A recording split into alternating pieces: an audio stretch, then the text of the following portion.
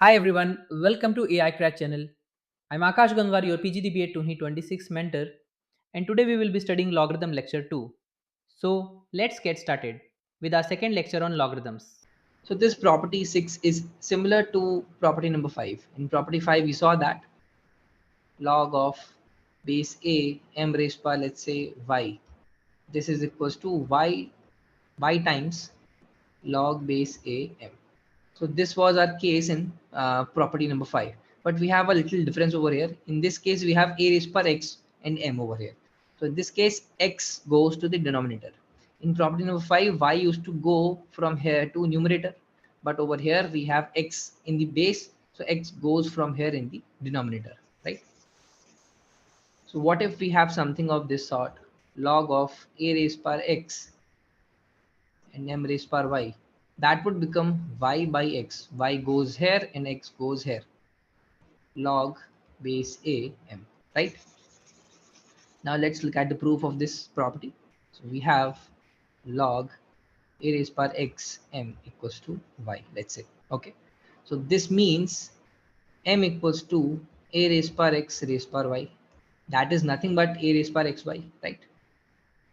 So if I write this equation in terms of log once again, that would mean log of am equals to xy, right? So if I take x over here, that would give me 1 by x log am equals to y, right? Now y is nothing but this only. So we have proved that this is equals to this. Now let's move to property number 7. So we have this property. This is also called the base changing property. Log base CA divided by log base CB equals to log BA, log base BA, right? A very simple but effective way to prove this one is put C equals to B over here, right? That would give us log BA divided by log BB. So this is nothing but 1 only. So this becomes log base BA. So this is all what we want to prove, right? Now let's look at property number 8. So we have log base b a equals to 1 upon log base a b. Right. So one simple way to prove this one is we can write 1 as log base a and this denominator as same only. Now we can use the base changing property. This becomes log b a, right? So this is same as this only. So this was a property based proof, but let's look at from the basics only. So let's say we have log BA equals to y, right? So we can write it as a equals to b raised per y. And if I take this power over here, I can write this as b equals to a raised per 1 by y, right? Now if I convert this back into the log form, that would give me log base a b equals to 1 by y, right? Now 1 by y is nothing but this only. So this becomes log 1 upon log BA. Okay. So this is how we have to prove this one.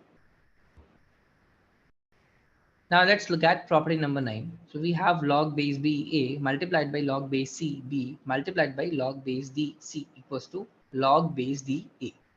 So intuitively, not practically, but intuitively, it looks like this B and B got cancelled, this C got cancelled, and what we are left with is D in base and A in over here, right? So you can just remember it like that. It's actually not like that, but you can, for the sake of remembering, you can use this kind of intuitive logic. Okay. Now let's try to prove this one. So what we'll be doing is this is written as it is, log base BA multiplied by what I'll do the base conversion over here. This becomes log AB divided by log AC. And this becomes log AC divided by log AD. Over here we have done the base conversion with the help of base A, right? So now this and this, these are actually reciprocals, right? So we in the previous property we saw that these are actually reciprocals. So this multiplication is 1 multiplied by, and this got cancelled out, and now we are left with 1 upon log base a b. Now again, with the help of previous property, we can write this as log of dA, base dA, right? This is how you can prove it. So basically, with the help of base changing theorem, you can prove this property. It's actually a further extension of property number 8, right? It's not a unique property. It's basically derived from property number 8 only. So it's an extension of property number 8. Now let's look at the last property, that is property number 10. So we have a raised power log base b c equals to c raised power log base b a, right? So let's say a raised power log base b c equals to y. We'll be taking the basic approach, right? Now let's take log on both sides, log to the base b on both sides, okay? So that would give us log base b a raised power log base b c. This is the power, and this becomes log of base b y. Now for this log, this is the power, so this goes over here in the multiplication side. This becomes log base bc multiplied by log base ba. This is equals to log base by.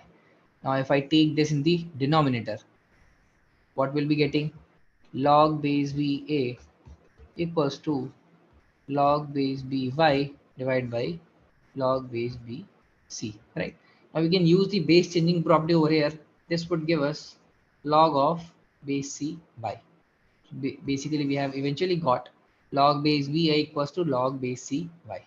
Now if I try to write this in the basic format, that would give me y equals to c raised power log base b, right? So this is what we wanted to prove. We started with this one and we have got this one. So LHS equals to RHS, right? Now to summarize all the properties in the today's lecture, the first property is where if we have certain power in the base, in that case that power goes in the denominator. Unlike in property 5 where power was there in the number over itself, and that power used to go in the multiplication or in the numerator side, right? Now property 7 was about the base changing property, which we'll be using frequently, very frequently. So basically this c gets cancelled, not exactly cancelled, but you can just remove c and you can make this b as the base of numerator. So this becomes the answer.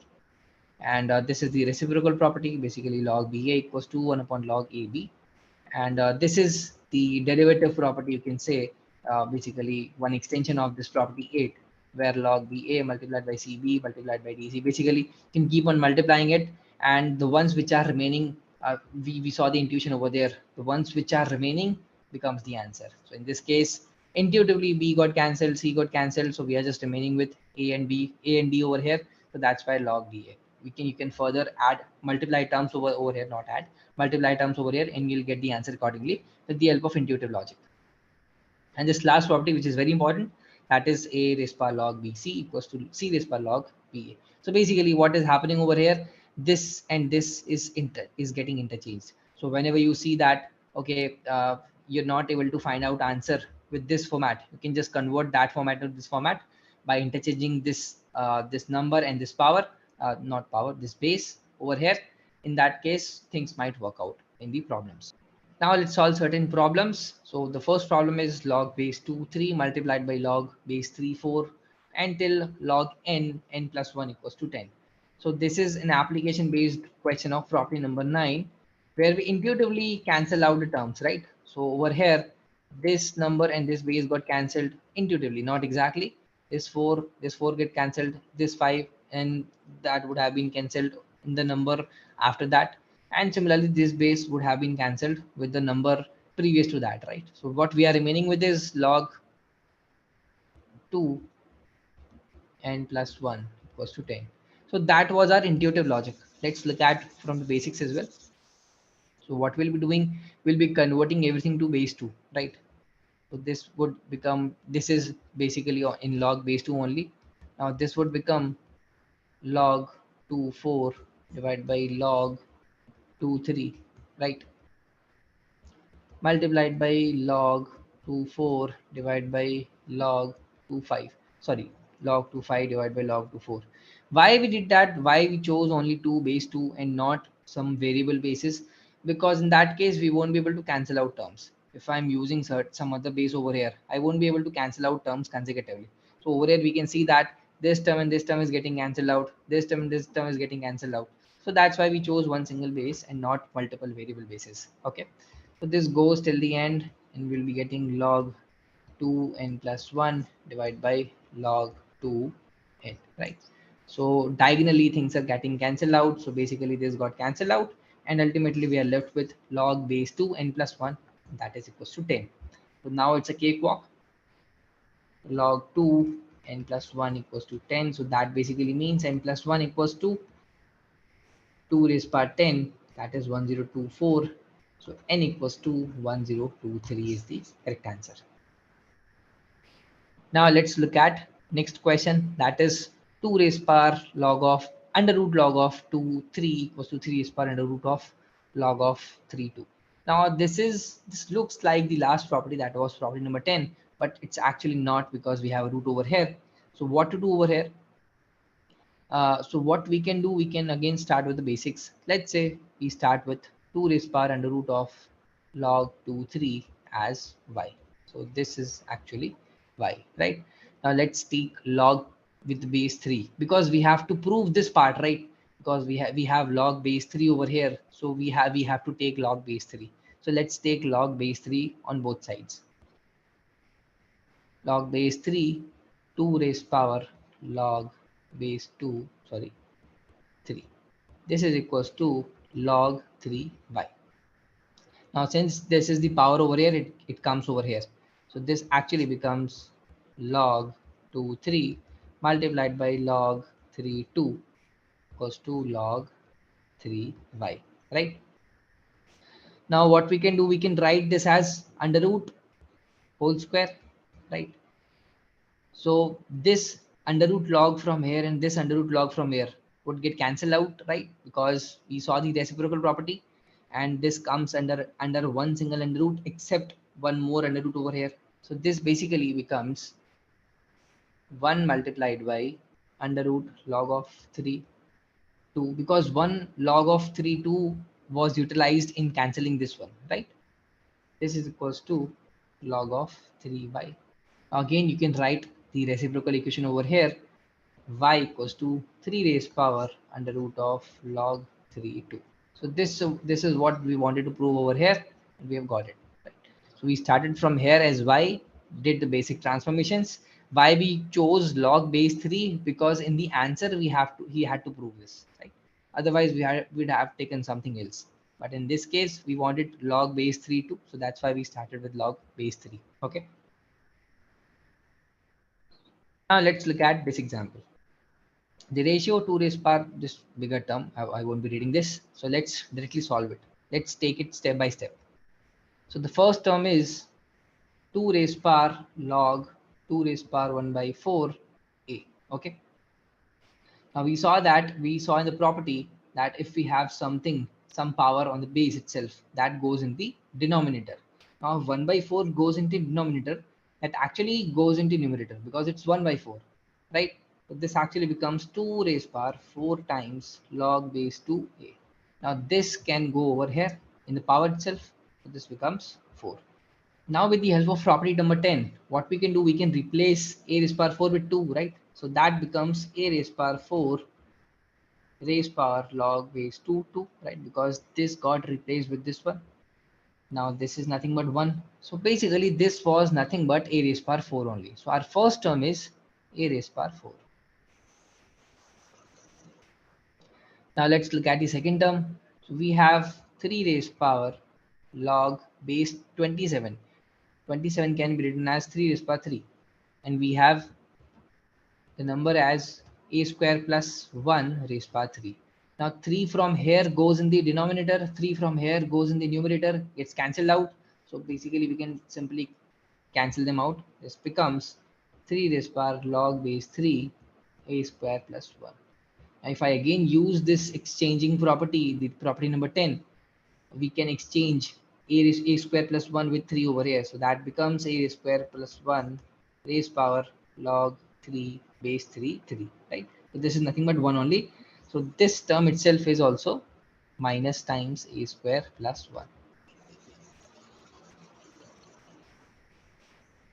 and we have minus 2a over here, divided by, now let's look at the next term. So we have 7 raised power 4 times log 7 square and a. Okay. So this square from here goes in the denominator. So this becomes 2 and this 2 goes over here. So eventually it becomes 7 raised power log base 7 a square. Right? Now this a square come over here and 7 can go there with the help of property number 10. This becomes a square raised power log 7 7. So this is nothing but 1 only. So this term is nothing but a square minus a minus 1. So this is our final expression. Now what I can see over here is we see 3 terms over here. So basically we ideally we should be having 6 terms, but if you try to do it, you'll not be able to factorize it. So we should be getting something different over here. So let's try to rewrite it. We'll be getting a raised power 4 minus a square minus 1 minus 2a divided by a square minus a minus 1. Now, if you're watching this video, just pause it for once and try to see if you're getting this kind of factor or something related to this in the numerator or not. Because eventually this has to cancel out because we don't have these kind of options, right? So what we can do, I can clearly see that this is a plus 1 whole square. Now why I was able to see that, because I'm seeing a square, 1 and 2a. This 2a cannot be clubbed with a raised power 4. We don't have any 1 by 4 in the constant term. Otherwise we would have clubbed a raised power 4 minus a square or something of that sort, right? We would have tried to do something of that sort. But now since we can see just a square, 1 and 2a all with same signs, that gives us clear indication that this is nothing but a square whole square minus a plus 1 whole square divided by a square minus a minus 1. So this becomes a square minus a minus 1, basically a minus b a plus b. This becomes a square plus a plus 1 divided by a square minus a minus 1. So this gets cancelled out and we have a square plus a plus 1 in the D option. So this process or this thought process might look trivial, but it actually helps in the examination. Now let's solve this last question. So we have x raised power log x plus 5. So this is nothing but log 10x. It's not mentioned over here. This is an additional information. Log 10x, right? Log base 10x divided by 3 plus equals to 10 raised power 5 plus log base 10x. So in all such cases, you have to start by taking log. In most of the cases, not all, but in 99% of the cases, things would become sorted or easier if you take log on both sides, right? So we'll be taking log base 10 over here. So this becomes x raised power log 5 log x plus 5 divided by 3 equals to log base 10 10 raised power 5 plus log 10x. Okay, so this is also 10 over here. Now for x, this is the power, so this gets multiplied over here. So this becomes log 10x plus 5 by 3 multiplied by log 10x equals to this 5 plus log base 10x multiplied gets multiplied over here. So this becomes 5 plus log base 10x multiplied by log 10 10. Okay, this is like this. Now this is nothing but 1. Now let's take log base 10x as t. So this becomes t plus 5 by 3 multiplied by t equals to 5 plus t. This is 1. Okay. Now this gets multiplied over here. It becomes t square plus 5t equals to 15 plus 3t. Right. So it gives us t square plus 2t minus 15 equals to 0. So this gives us t minus 5, sorry, t plus 5 and t minus 3 equals to 0. So t equals to minus 5 or t equals to 3. So we have got t equals to minus 5 or t equals to 3. So t was nothing but log 10, log base 10x. So for that, we'll be getting x as 10 raised power minus 5 or x equals to 10 raised power 3.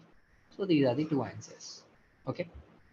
So today's lecture was still here only, and what I've done is I've tried to inculcate a thought process on how to approach problems and how to build thumb rules for certain problems in certain expressions to make things easier in the examinations. Right? So let's meet in the next lecture of trigonometry. Thanks for watching.